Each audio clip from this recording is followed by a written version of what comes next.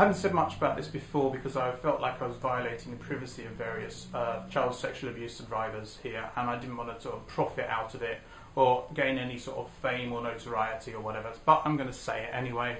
Trust me, I know what I'm talking about. I'm not going to tell you why I know what I'm talking about, but I know what I'm talking about. Okay, what can we learn from Jimmy Savile? Well, one thing we can learn is that intuition doesn't always tell you who the bad people are. We have this stereotype of a paedophile as somebody in a dirty raincoat and so forth.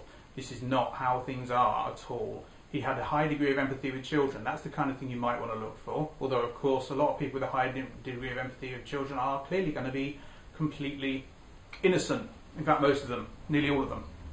He also fooled a lot of people. That's another feature that people have in common when they do this kind of thing. Okay, also, his victims were ignored. That's another thing that happens all the time.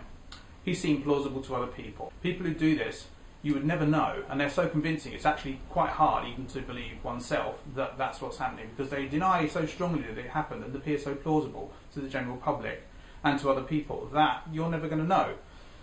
And then you sort of doubt and you think, well, did that really happen? And so forth. But yeah, it did really happen.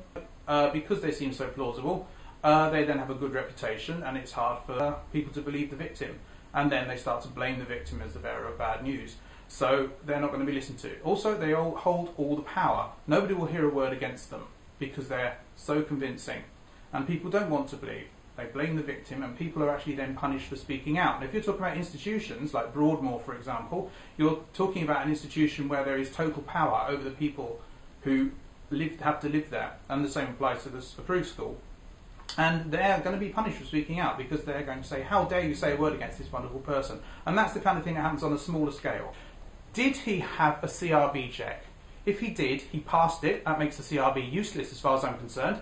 If not, then why didn't he? Does that also not make the CRB rather useless? Because it isn't working if people can be exempted from it because they have a good reputation with the police or whatever.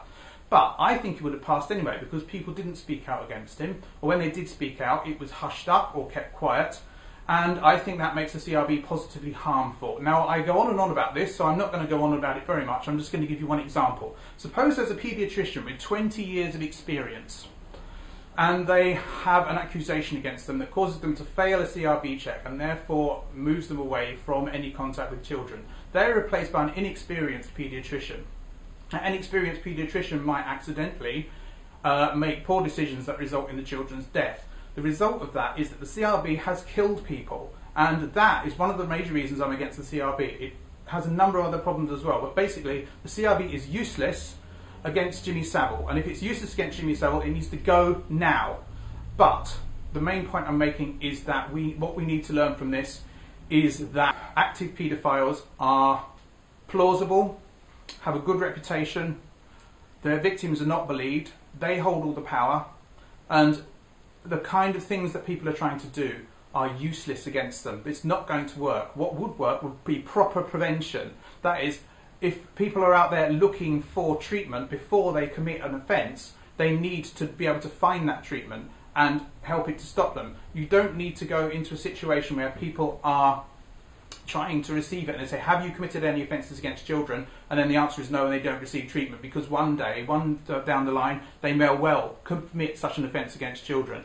And it's the idea that people are these sort of stereotypical dirty raincoat people, as opposed to people who have a high degree of empathy with children who will commit these offences, that causes that problem. It's one of the causes of that problem. Now, I feel obviously very passionate about this, but I want you to take two things away from this. One is, Jimmy Savile would have passed the CRB check, therefore the CRB is positively harmful, and for other reasons that I can't go into here. And also that what we can learn is that he was plausible, had a high degree of empathy with children, had a good reputation. Nobody is definitely innocent here, and nobody is definitely guilty, and it's a stereotype that causes these problems. They're plausible, they have a good reputation, they're convincing, and people blame the victims.